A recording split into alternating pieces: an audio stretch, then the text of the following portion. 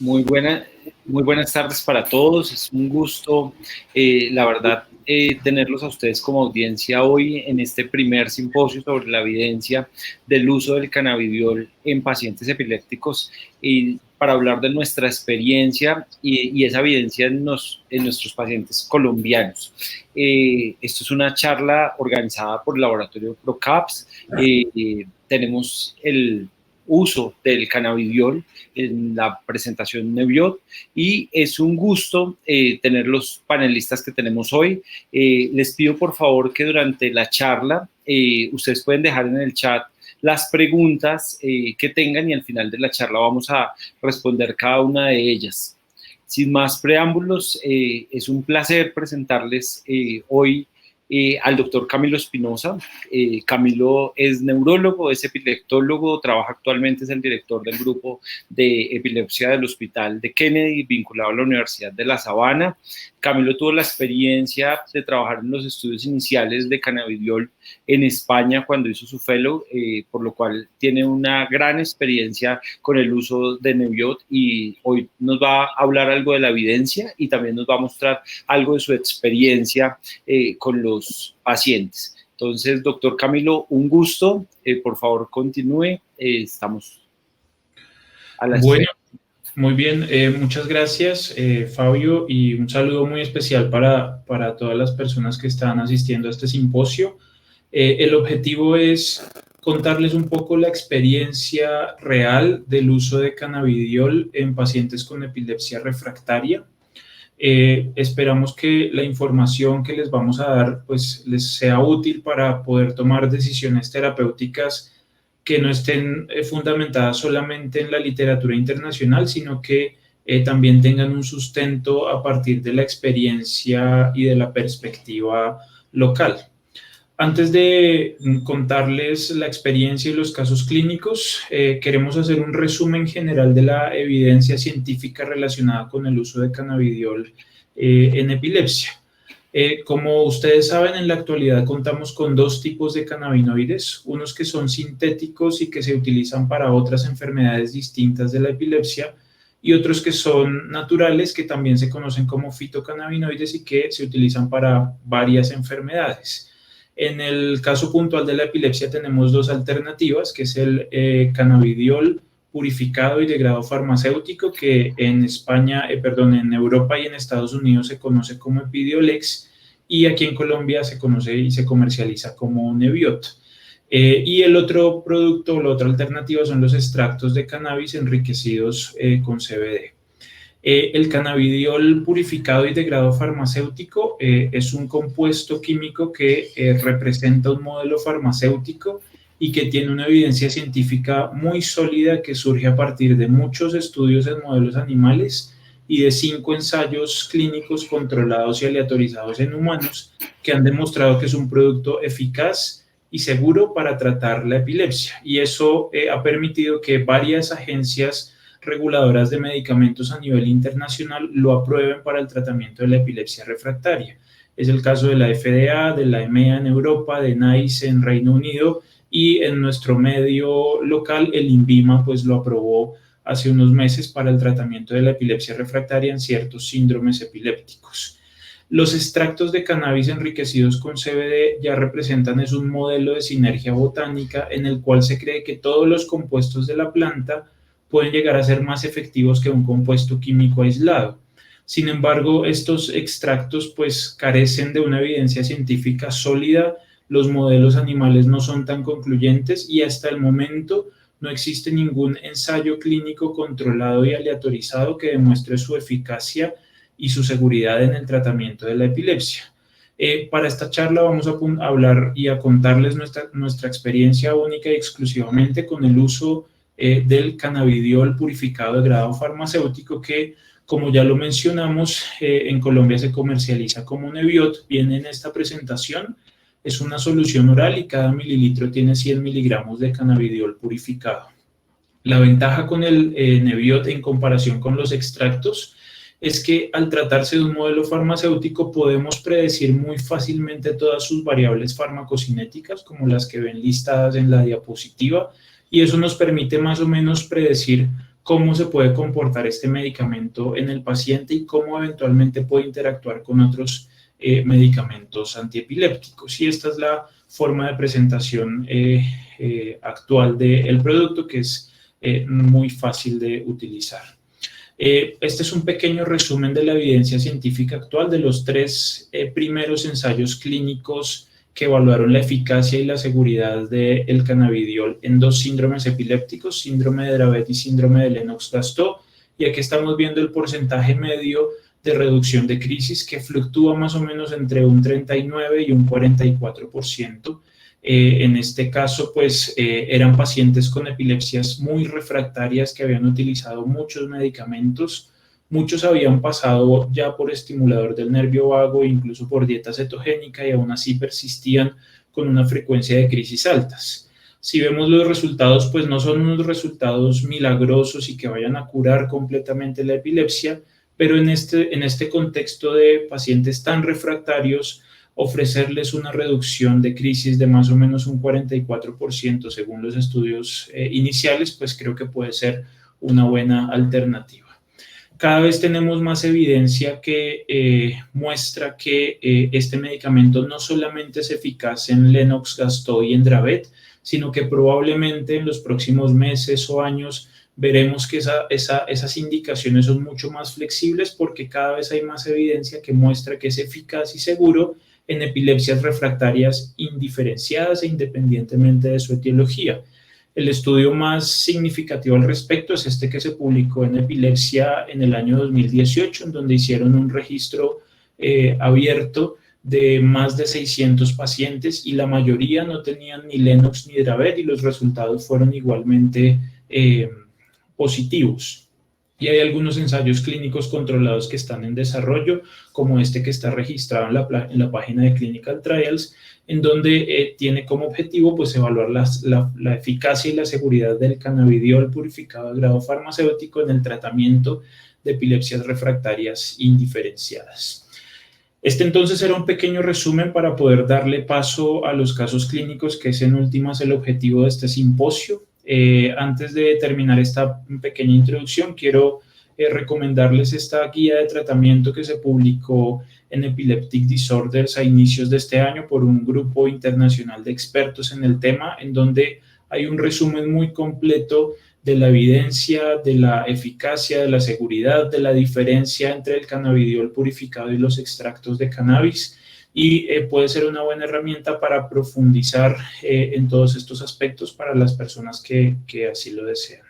Así que bueno, muchas gracias por su atención y vamos a darle paso a los demás conferencistas para mostrar los casos clínicos. Muchas gracias, Camilo.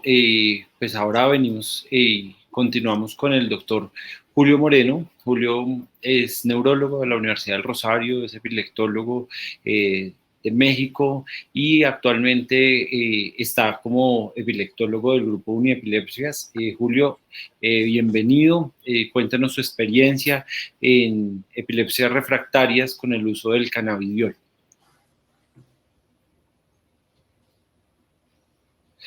Doctor Julio, tiene el micrófono silenciado, por favor.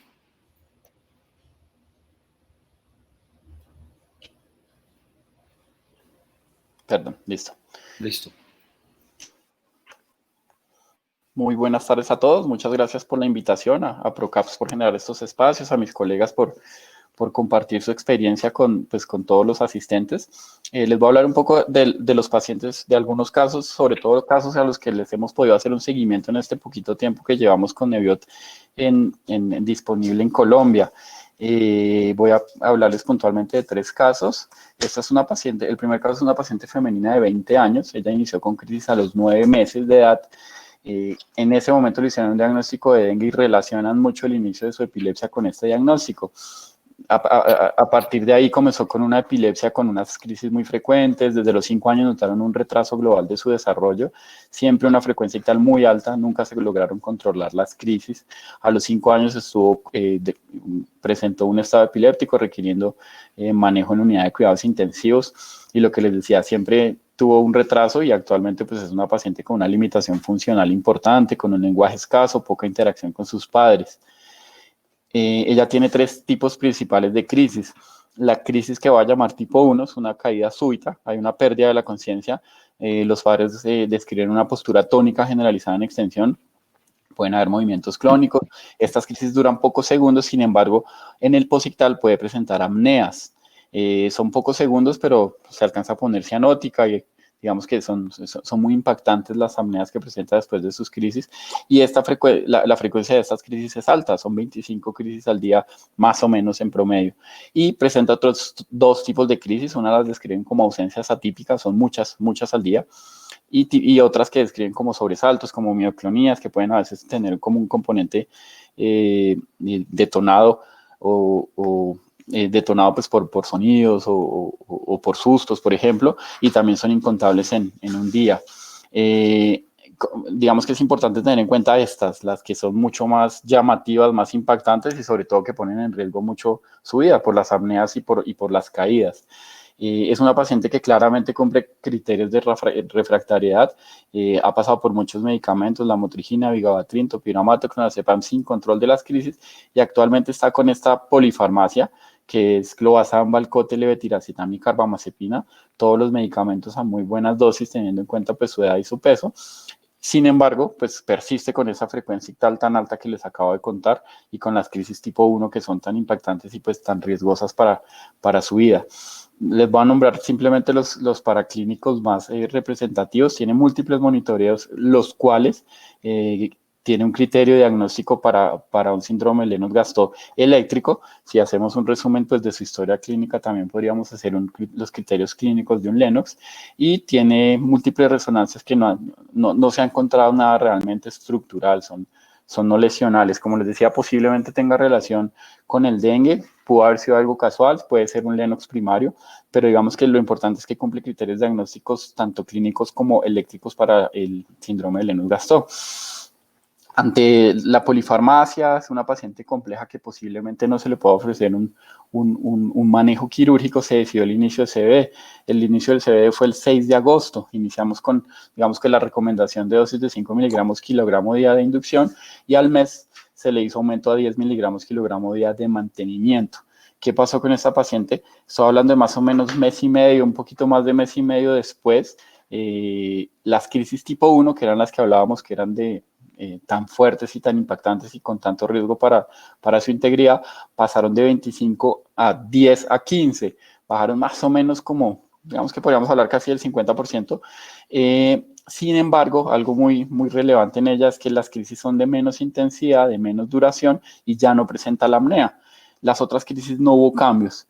Digamos que en este caso, importantísimo, lo que hablaba Camilo ahorita de no vamos a cambiar de pronto 100% la frecuencia ictal, sin embargo vemos que bajamos la cantidad de las crisis, pero lo más importante es que las crisis dejaron de ser tan fuertes y tienen mucho riesgo para su integridad. El segundo caso es un paciente de 12 años, él inició crisis a los 6 años, siempre lo mismo, frecuencia ictal muy alta, él tiene unas secuelas importantes de una hipoxia y de una hipoglicemia neonatal. Esto lo llevó pues a un retraso global del desarrollo. Es un paciente que necesita, él tiene visión baja seguramente por las secuelas de la hipoglicemia, necesita pues ayuda funcional, sin embargo él logra caminar, logra hacer muchas cosas, lo que lo limita bastante sobre todo es la visión baja. Es un paciente que también ha pasado por muchos medicamentos. Antes ha tomado carbazepina, valproico, lacosamida, levetiracetam, también se intentó en algún momento con aceite de cannabis, sin embargo nunca se logró controlar su epilepsia.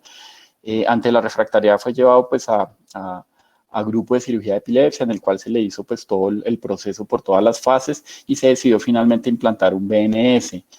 Ahorita les muestro las crisis y lo que pasó con el BNS en sus crisis. Actualmente está pues adicionalmente con topiramato, con vigabatrin, con clobazam y con carbamazepina. Entonces les voy a hablar un poco de lo que pasó con el BNS con su tipo de crisis. Las tipo 1 son desconexión, hace clonías de la mi cara derecha, ahí sí alorrea, son muy pocos segundos, son crisis muy cortas. Desde el BNS, estas crisis mejoraron muchísimo, antes eran diarias y actualmente son muy ocasionales. Las tipo 2 son tónicas generalizadas, puede generar caída. Antes del implante eran diarias y ahora son 2 a 3 por mes. y las que son ausencias atípicas, que son las tipo 3, hacía 2 a 3 por día sin que haya cambios después del implante del BNS. Y las tipo 4, el paciente hace espasmos en extensión que generalmente lo hacen caer. Y acá es donde, digamos que cabe resaltar lo que pasó con el BNS. Antes del BNS hacía 3 a 4 por día y estas aumentaron a 6 a 8 por día y no se cae. Digamos que él tuvo una respuesta parcial, más o menos un 50%, bajaron la mitad de sus crisis. Sin embargo, persisten las tónicas generalizadas y los espasmos en extensión, a veces lo pueden hacer caer todavía. Entonces, por eso, digamos que ante la persistencia de algunos tipos de crisis, sobre todo las crisis más discapacitantes, se decidió el inicio del Neviot. Él también tiene, al igual que el anterior paciente, múltiples monitoreos en los cuales son pues, un diagnóstico eléctrico de un síndrome de Lennox-Gastaut, y él sí tiene unas secuelas estructurales importantes pues por su hipoxia y por su hipoglicemia. Por eso fue que este paciente se llevó en su momento a grupo de cirugía a ver si de pronto había alguna estructuralidad y se podía hacer algo resectivo. Sin embargo, al no poder hacer nada resectivo, porque se tomó la decisión del estimulador de nervio vago. Lo que les decía, finalmente al bajar no en 100% con el estimulador sus crisis, se decidió el inicio del CBD el 28 de agosto, igual que en el anterior paciente se inició la dosis de inicio con 5 miligramos kilogramos días. Al mes se le hizo el aumento a 10 miligramos kilogramos día, que pues es la recomendación. Realmente la recomendación no es al mes, a veces a nosotros pues no podemos hacerlo tan inmediato, entonces lo hacemos al mes. ¿Y qué pasó? Mejoría muy importante de las crisis, hasta 6 días sin crisis, y las ausencias fueron ocasionales. Acá estoy hablando de las crisis tónicas que lo hacían caer y los espasmos. Realmente en él, a la diferencia del anterior paciente, mejoraron muchísimo las crisis. Él comenzó a tener periodos muy, muy largos de crisis, pues con respecto a su frecuencia de base. En momentos la ansiedad puede aumentar las crisis. Yo hablé con la mamá hace poco y precisamente me comentaba que las crisis están siendo más que todo detonadas, que ahorita por cuestiones de cuarentena y eso, como comenzó a tener las clases virtuales, eso le da mucha ansiedad y le genera las crisis. Pero si el paciente tiene controlada su ansiedad, las crisis se controlan prácticamente 100%. Este es el segundo caso. Les voy a contar un tercer caso. Es un paciente masculino de 23 años. Él inició sus crisis a los 3 meses. En ese momento le hicieron un diagnóstico de West.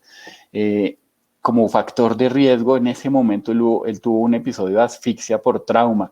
Como que se cayó y le cayó algo encima y pues lo asfixió, y pues desde ahí comenzó esa es su noxa que hizo comenzar su epilepsia.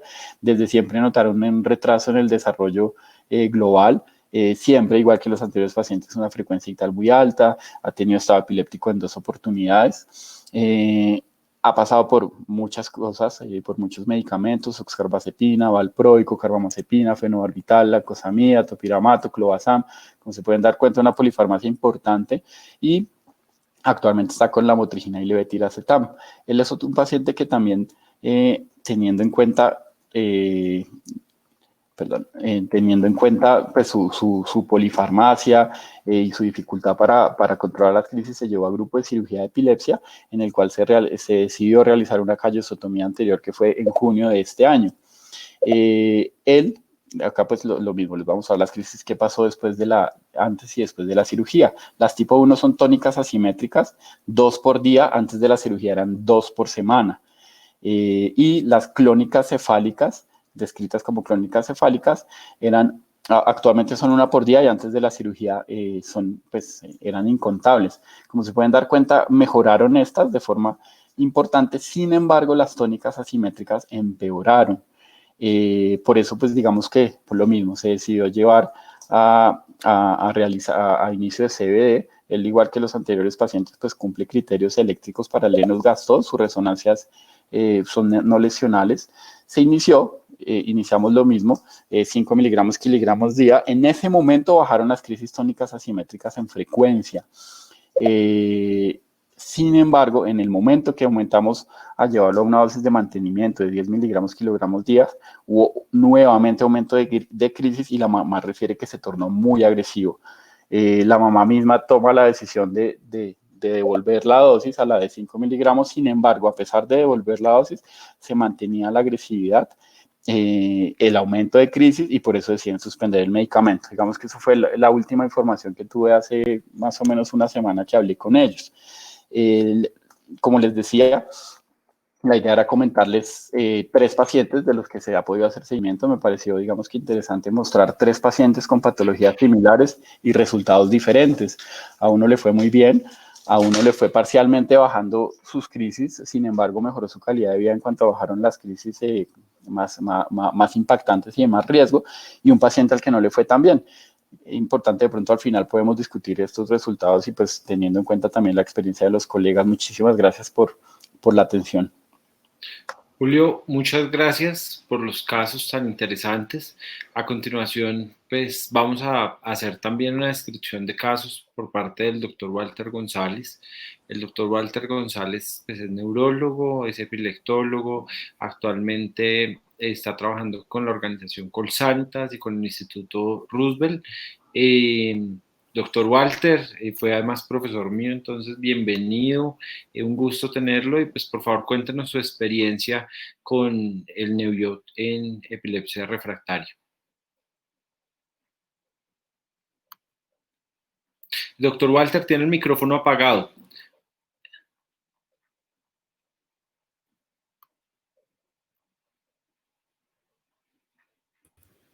Ok, ¿me oyen bien? Sí, señor, está Sí, perfecto. gracias. Gracias, Fabio. Muchas gracias a todos. Gracias a todos los asistentes. Gracias a la asociación por este espacio. Gracias a ProCaps por esta invitación. Y pues muy rico estar acá en esta conversatorio de experiencias sobre nuestros pacientes con cannabidiol. Ya Camilo comentó que uno no sabe cuáles son los predictores realmente, de cuáles les va a ir bien y cuáles no. Sabemos los estudios iniciales que permitieron que el cannabis entrara en la vida de nuestros pacientes con epilepsia, pero quedan muchos interrogantes.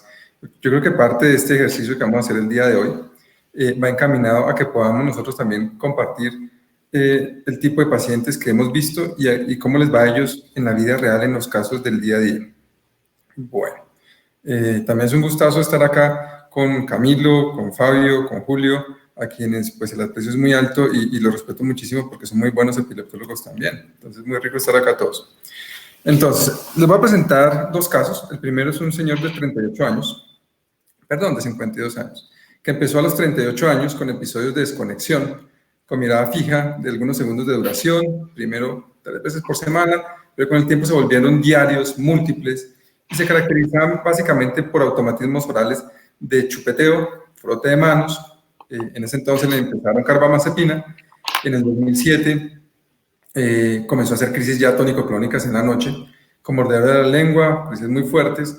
Se volvieron cada vez también mucho más frecuentes desde el 2010, a pesar de que ya venía con muchos medicamentos. Y él refiere que previo a las crisis tiene una sensación de ansiedad como si no estuviera en este mundo. Es lo único que él siente. Okay. Hoy en día las crisis tónico-clónicas ya son 2 veces por semana, persisten siendo más en sueño, tiene 4 episodios de estos de desconexión que él llama 4 veces a la semana, sin embargo se queda muchísimo de somnolencia, sensación de mareo constante, confusión, se siente la mente muy pesada y está limitado a toda su actividad laboral, ya no trabaja, y su vida conyugal obviamente se fue al piso, así como su vida familiar, porque pues los efectos de los medicamentos lo tenían bastante afectado, así como las crisis. No tenía ningún antecedente, este señor comenzó casi a los 40 años con epilepsia de un momento a otro, sin ninguna etiología clara. Ese es el arsenal de medicamentos que toma al momento que le hicimos una valoración hace un año, y estaba con dosis bastante generosas de 5 anticonvulsivantes, en buenas cantidades, pero la respuesta era muy pobre. Hicimos un trazado electroencefalográfico, acá vemos algunas puntas en la región temporal del lado derecho, crisis, ya le nombré los síntomas, en donde no queda duda que vienen de la región temporal del lado derecho y se van un poquito como hacia la región central. Acá sigue con crisis, pero eléctricamente, y es muy llamativo, porque muchas crisis son así parecidas, no hace mayor cambios ya tan evidentes como el inicio, y ya después uno ve que hay una activación bilateral, sigue siendo más del hemisferio derecho, el hemisferio izquierdo en la región temporal es un poquito más callado, pero aún continúa con esa actividad lenta, bilateral, mucho más del lado derecho, hay incluso posturas de rigidez del miembro superior, sobre todo del lado izquierdo, como una distonía, y él continúa con esta actividad hasta que cede. No es una actividad tan típica como lo vemos claramente en otros pacientes, y acá es un poquito más confuso porque hasta incluso puede terminar siendo el hemisferio izquierdo el que termine con la actividad. No tenemos nada en la imagen cerebral. El PET cerebral sugirió que tenía algo en un metabolismo leve temporal bilateral y unas fallas de memoria tanto verbales como visuales de manera moderada. Sin embargo, es un profesional y posiblemente la sienta como muy severas. Fallas en su atención y obviamente el ánimo triste. Este lo vimos en conjunto en la junta de decisiones del programa de cirugía y se decidió que era un buen paciente para implantar porque todas las crisis venían del hemisferio derecho. Pero llamó la atención que dentro de esa junta parte del concepto de ese momento era que habían algunos cambios que podían sugerir que también había un compromiso extratemporal, con cambios de expresión facial, que había también algo como un componente de un body rocking que le hacían pensar en ese momento que pudiera venir también de la región frontal, mesial o ventral. Sin embargo, llegamos a la pandemia y este paciente seguía con crisis y se inició Neviot. Empezamos con 1 centímetro a la semana, sin cambios. La siguiente semana, 2 centímetros, con una mejoría del 20%. La tercera semana ya había mejorado el 50%. Y uno lo nota rápido porque en este paciente la cantidad de crisis era muy alta. A los 5 centímetros al día había control al 100% de las crisis, de todos los tipos de crisis. Sin cambios cognitivos, sin tampoco mejoría en su memoria, pero está libre de crisis el día de hoy. El caso número 2, este es un médico de 50 años que debuta hace un año exactamente con crisis de desconexión, 2 crisis generalizadas tónico-clónicas, aversivas, comenzó a hacer muchas crisis motoras, entró en un estatus, duró 15 días hospitalizado, muy difícil de sacarlo del estatus, y la telemetría lo que veíamos era que tenía las crisis dialépticas, hacía crisis versivas, hacia la izquierda tónico-clónicas, con un inicio centro-parieto temporal derecho y tenía unas crisis clónicas de la hemicara derecha, pero también tenía actividad interictal en otras localizaciones. Finalmente salió de la UCI, se le probaron muchos medicamentos, hasta inmunoglobulina, descartamos epilepsia autoinmune, y con eso más o menos se controló. No tenía ningún desencadenante excepto estrés, cambios de ánimo como un año atrás, relacionados con cambios en su vida personal y mucho estrés, sin ningún otro antecedente de importancia. El examen neurológico era normal, excepto la parte de neuropsicología, que tenía la memoria y la atención un poco baja. Ninguna lesión en la resonancia, ninguna lesión en el PET. Y este paciente comenzó a los 3 meses a hacer diarreas intensas, múltiples en el día,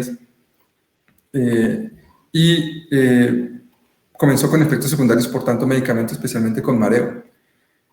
Con tan mala suerte que cada vez que intentamos modificar algún medicamento o cambiarlo o disminuirlo, venían las crisis y recaían. Entonces teníamos varias opciones con él. Y lo que más nos llamaba la atención era que gastroenterología hizo todos los estudios y dijo que la diarrea crónica es de etiología farmacológica. Pudimos poner en la mesa varias opciones, incluyendo el estimulador. Él dijo que cirugía no quería, porque también se planteó el ingreso al programa de cirugía, pero yo cirugía en este momento no tengo, no quiero, no llevo ni 8 meses con epilepsia, probemos otras cosas. Se le empezó en julio de este año Neviot para poder bajar algunos de los medicamentos. La dieta cetogénica nunca fue una opción real, pues por su diarrea, obviamente.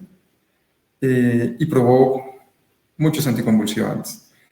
Pero llamó la atención a esto. El paciente realmente lo tomó muy poco, no tuvo crisis durante ese tiempo, pero estos son los cuadros de función hepática del paciente. Estos son los controles al mes de julio, o sea, llevamos apenas, íbamos por la mitad de la dosis. Estamos como más o menos a unos 8 miligramos por kilo. Y comenzamos a ver en agosto cómo sus transaminasas se dispararon. Tanto la ALT, especialmente la AST de manera moderada, pero especialmente la GGT. Y cómo fue disminuyendo gradualmente hasta incluso este mes, en donde tenemos funciones casi otra vez normales de las transaminasas, pero la GGT persiste elevada. Este es un cuadro en donde hay varios pacientes a los cuales se les ha dado CBD, la mayoría de ellos con CBD puro. Pero tenemos varias patologías. Por ejemplo, tenemos pacientes con esclerosis tuberosa, con crisis tónicas, que han probado 15 anticonvulsivantes. Este estaba con unos cannabis, digamos, artesanales o cannabis de otro tipo, no purificado, en donde mejoraron, por ejemplo, 100% en ese paciente. Tenemos otro paciente con esclerosis tuberosa de 6 años, en donde la mejoría fue el 70% utilizando CBD puro. Tenemos un paciente con síndrome de DUS, mejora el 40%. Otro paciente con epilepsia multifocal de 5 años, con hipoxia perinatal, con crisis hipermotoras, tónicas asimétricas, 70%. El hermano del paciente, el hermano con epilepsia, que era el otro hermanito que teníamos acá, del síndrome de DUS, tenía crisis atónicas, tenía crisis tónicas, y en él la madre no lo quiso, no le ha querido iniciar o no le ha podido iniciar el tratamiento porque ella lo adquiere y solamente le puede dar a uno de los 2 hijos. Entonces está mirando si lo consigue. Y esa es una de las barreras iniciales que encontramos con los pacientes, pero hoy en día es muy fácil conseguirlo a través de incluso formato MiPres. Esta es una paciente con epilepsia del lóbulo temporal familiar, con crisis dialépticas automotoras, con una mejoría del 80%, había tenido una respuesta más o menos del 30% con el estimulador de nervio vago. Otra paciente con una resección del papiloma coroideo temporal izquierdo, con crisis automotoras, esta paciente realmente no mejoró. Lo mismo que otro paciente que tenemos acá, más adelante otro tumor tampoco ha mejorado. Tenemos un paciente con una epilepsia del lóbulo temporal, que es el que nombramos en este momento en el caso, con una mejoría del 100%. Pacientes con parálisis cerebral, con epilepsias, con crisis clónicas, tonicoclónicas, que ya probaron aceites previamente, sin mejoría, y que al ingresar incluso Neviot mejoraron un 50%. Y acá uno comienza a ver algo interesante. Algunos ya habían intentado algunos tipos de aceites, extractos, lo que hubiera sido, y la respuesta con el CBD purificado muestra una diferencia. Un paciente con un tumor, con un gangliograma posiblemente frontoinsular izquierdo, en todo el área del lenguaje, ya probó aceites, todos los anticonvulsivantes, y la mejoría con el CBD puro es del 0%. Tenemos así varios pacientes con mutaciones genéticas, leucodistrofias, con mejorías del 70%, epilepsias metabólicas, parálisis cerebrales, con trastornos del movimiento. Interesantemente, la epilepsia no se modificó, pero sí el trastorno del movimiento, que era un trastorno de movimiento severo, y ha mejorado en eso 60%. Más pacientes con lenogastó, con antecedentes de hipoxia perinatal, 60%. Un paciente que ya habíamos hecho una resección temporal izquierda de una persona muy inteligente, no pudimos resecar toda el lóbulo temporal, y con el CBD mejoró un 70%. Otros pacientes con crisis tónico-clónicas de otro síndrome de Lennox-Gastaut, en donde ya había probado un cannabis artesanal previamente y acá no tuvo mejoría a pesar de ser un síndrome de Lennox-Gastaut. Es interesante que el paciente que mostré ahorita de 52 años, con la diarrea crónica del lóbulo temporal derecho, no alcanzamos a realmente registrar si hubo mejoría o no, aunque no hizo crisis de mes, pero sí hizo hepatitis. Y tenemos otro paciente de 35 años, que es el que está ya en la última fila, con una epilepsia del lóbulo parietal izquierdo por una gliosis, un infarto perinatal, en donde sigue siendo refractario a pesar del uso de los medicamentos. En conclusión, esta es una serie de pacientes en donde solamente están incluidos los pacientes que han ingresado a un programa de cirugía de epilepsia, no es toda la consulta ambulatoria, ya tienen definida su epilepsia refractaria, tienen múltiples etiologías, el uso de cannabis purificados en esta serie es de 80%, con un promedio de mejoría de un 45%, logrando un intervalo entre 15 a un 100%. La tasa de respondedores realmente es del 64%, pero no tenemos todavía un predictor para saber cuál paciente va a mejorar o cuál no. Lo que sí sabemos es que esta terapia finalmente puede resultar incluso ser más económica que otras terapias no farmacológicas, y la recomendación es siempre medir el riesgo de hepatitis en estos pacientes, más porque están polimedicados, más por el uso de otros medicamentos de metabolismo hepático. Muchas gracias. Doctor Walter, muchas gracias. Muy interesante la serie, y una de las cosas tal vez que queda ahí es recordar esa seguridad de tener un fármaco pues con buena seguridad, ¿no? No hacer, a veces los pacientes experimentan o toman algún fármaco artesanal, lo cual incrementa pues riesgo. Además no tenemos la cantidad de dosificar y podríamos exponerlos a algunos riesgos en cuanto a su seguridad con interacción con otros medicamentos. Pues al doctor Camilo ya lo presenté. Es un gusto, Camilo. Porfa, muéstrenos su serie, ya cerrando pues primer debate o primer controversia de nuestra experiencia en Colombia.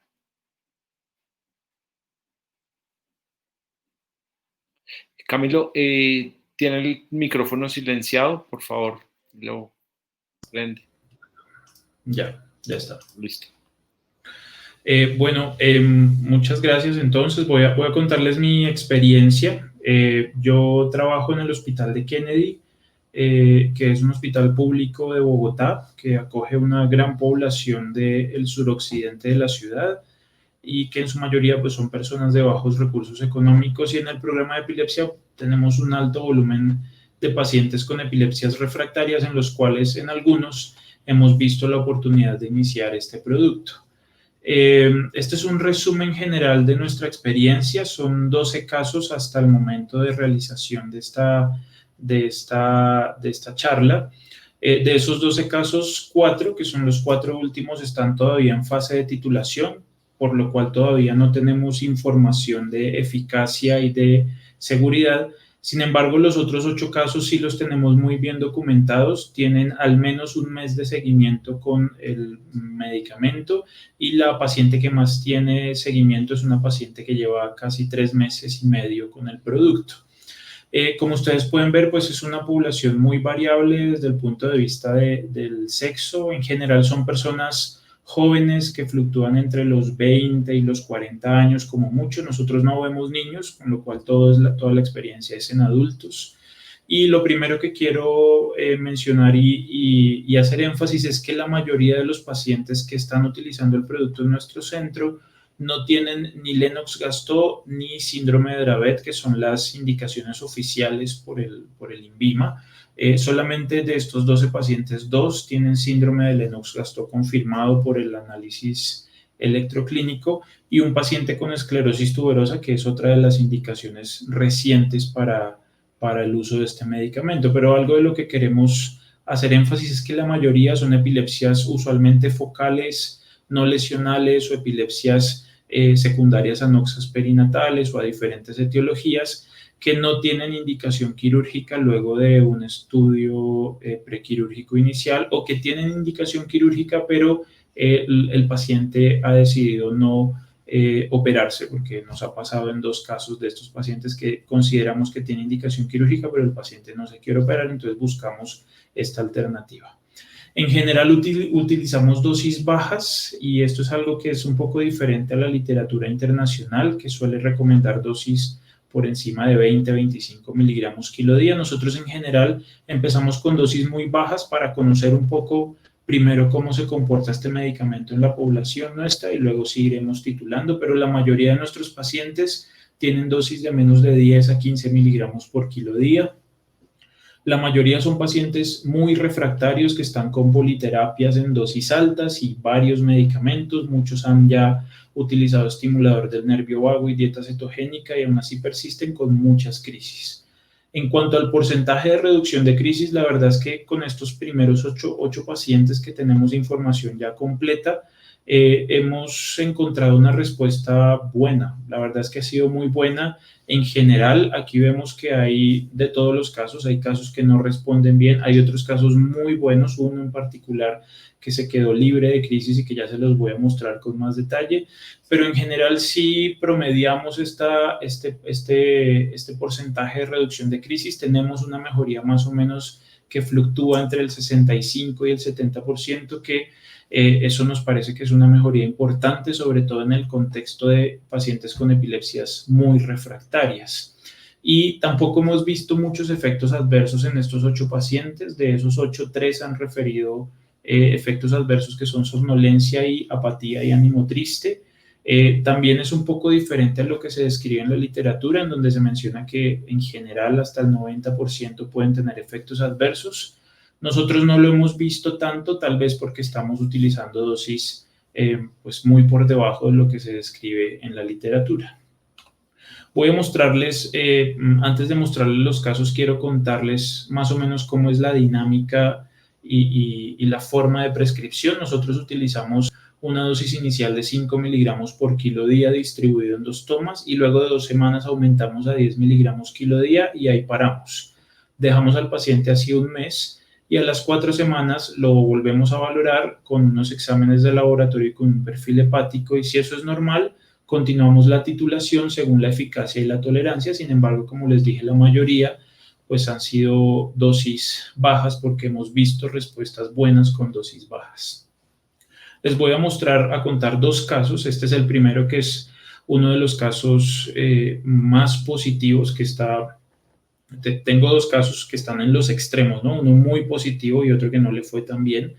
Este es el primero, es una mujer de 21 años, previamente sana, sin ningún factor de riesgo, que a los 14 años presentó un síndrome hemolítico urémico atípico con afectación del sistema nervioso central, que se confirmó por una biopsia renal y quedó con unas secuelas cognitivas y una epilepsia muy refractaria. En la actualidad tiene crisis tónicas bilaterales asimétricas, un poco más derechas que izquierdas, aunque se alternan, y en menor frecuencia tiene crisis tónico-clónicas generalizadas.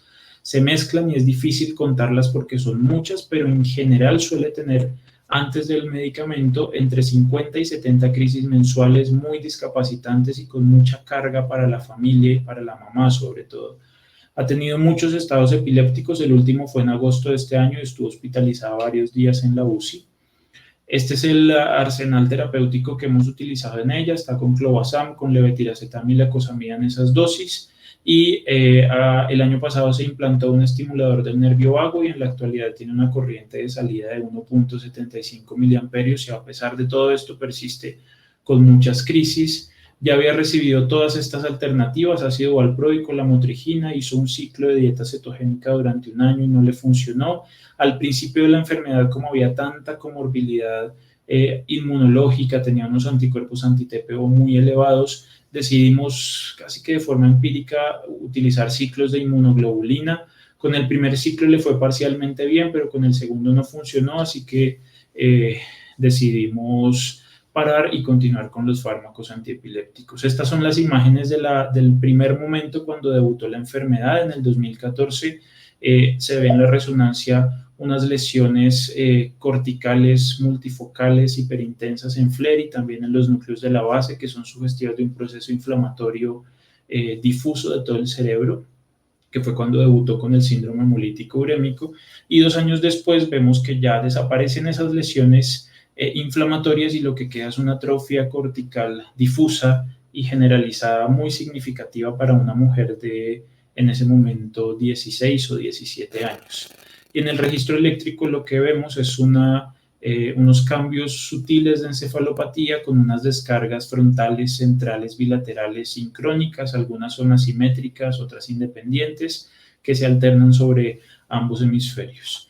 Ya estábamos en un escenario difícil porque no tenía una indicación quirúrgica, no había una lesión estructural evidente y persistía con muchas crisis, por lo cual decidimos iniciar Nebiot. Este se inició el 4 de septiembre. Solamente llegamos a 5 miligramos por kilo día. En realidad es una dosis bien bajita porque con eso tuvimos una mejoría completa de las crisis. Este es uno de esos casos extraordinarios que en realidad no sabemos por qué les va tan bien a estos pacientes y a otros no, pero este en particular ha sido una respuesta muy buena. El perfil hepático es normal y desde el 21 de agosto hasta la fecha no ha tenido ninguna crisis. Esta ha sido una mejoría muy significativa. La familia obviamente está muy contenta porque nunca habíamos logrado una reducción significativa con todos esos medicamentos. Ahora está presentando algo de apatía y de ánimo triste que no sabemos si en realidad es por el medicamento o por su patología de base o por un fenómeno probable de normalización forzada porque está sin ninguna crisis. Habrá que ver en el seguimiento qué pasa, pero es un caso muy positivo que está en el extremo de los casos buenos. Les voy a mostrar el segundo caso que entonces ya no es tan con esa respuesta tan positiva. pero que también pues, nos ha enseñado varias cosas. Este es un hombre de 39 años que tiene historia de meningoencefalitis bacteriana en la infancia y discapacidad intelectual grave. La epilepsia le comenzó a los 2 años luego de la meningitis y en la actualidad tiene diferentes tipos de crisis dialépticas, crisis tónicas nocturnas, tónico-clónicas generalizadas, y está teniendo más o menos entre 30 a 35 crisis al mes, que las que predominan son las crisis tónicas nocturnas y son las que estamos contando en la actualidad. Ha utilizado muchos medicamentos, en la actualidad está con oxcarbazepina, levetiracetam y fenobarbital. Previamente había recibido cannabis artesanal y no le funcionó, había recibido ácido valproico, clobazam y lamotrigina en esas dosis y tampoco había tenido una mejoría significativa. En la resonancia de este paciente vimos una lesión estructural hemisférica izquierda, secundaria probablemente a un proceso isquémico asociado a la meningitis que tuvo en la infancia, y en el registro electroencefalográfico vemos un patrón de encefalopatía con unas descargas generalizadas de punta onda lenta a menos de 2.5 Hz, que sumando estos hallazgos al contexto clínico consideramos que cursa con un síndrome de Lennox-Gastaut secundario a esa noxa y a ese proceso infeccioso isquémico que tuvo. Con él decidimos iniciar el cannabidiol, lo iniciamos el 1 de septiembre y titulamos de forma gradual hasta 15 miligramos kilo día. El perfil hepático es normal y con él tuvimos una reducción parcial, no fue una respuesta tan extraordinaria como en el primer caso, pasó de tener más o menos 35 crisis a 28 crisis en el primer mes de tratamiento de titulación y 25 crisis en el segundo mes, con una reducción aproximada de un 28%, es decir, no es una respuesta tan positiva como la que vimos en el primer caso, a pesar de que tiene un síndrome de Lennox-Gastaut y que es la indicación oficial para utilizar este medicamento. Hay algo positivo y es que la familia nota que el periodo postnatal es mucho más corto, se recupera mucho más rápido, está más activo, está más despierto, y eso para la familia pues también es algo muy importante, no solamente la frecuencia de las crisis. Entonces aquí tenemos el espectro de 2 casos, uno muy bueno, muy positivo y otro que no le fue tan bien, pero pues habrá que ver qué pasa cuando utilicemos dosis más altas, porque también pues es verdad que utilizamos dosis bajitas. Así que a partir de esto pues les quiero dar mis conclusiones de mi experiencia, que pues no es que sea una experiencia muy grande, pero ya podemos tener algunas conclusiones generales. La primera es que nos parece que el cannabidiol el purificado de grado farmacéutico es un medicamento muy efectivo para epilepsias refractarias que ya han utilizado varias alternativas terapéuticas, y es importante hacer énfasis que no tienen indicación quirúrgica, porque eso creo que es algo muy importante, y este medicamento en teoría no debería reemplazar una alternativa quirúrgica cuando se tiene. Pero en general es muy efectivo, hemos visto respuestas que fluctúan agrupando todo entre un 65 y un 75% de reducción de crisis, y eso me parece que es una muy buena respuesta. Lo otro importante es que nos parece que es eficaz y seguro en epilepsias refractarias diferentes a Lennox-Gastaut y a Dravet. No tenemos ningún caso de Dravet, tenemos solamente 2 casos de Lennox-Gastaut y el resto son epilepsias focales de diferentes etiologías y hemos visto respuestas buenas en la mayoría de ellos.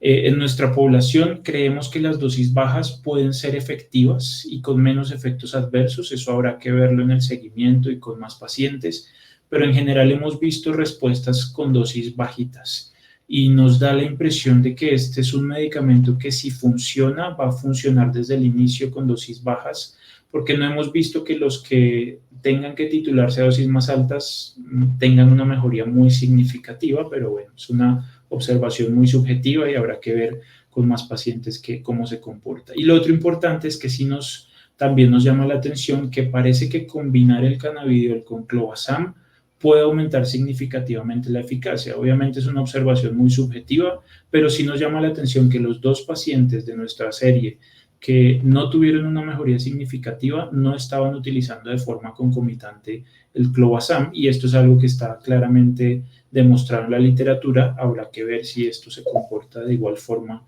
en nuestro medio. Muy bien, entonces con esto ya terminamos esta parte de contarles un poco la experiencia del uso de cannabidiol. Esto surge pues, a partir de de 3 centros de epilepsia distintos en la ciudad de Bogotá, y creo que es una buena aproximación para empezar a tener información ya más adaptada a nuestro medio y a nuestra realidad. Así que muchas gracias por su atención. Le doy paso al doctor Fabio para continuar con la moderación y la sesión de preguntas. Bueno, gracias a todos. En este momento, pues vamos a iniciar con un bloque de preguntas para cada uno de los conferencistas y las vamos a estar haciendo en este momento. Final, ya, pues ese día creo que todos tenemos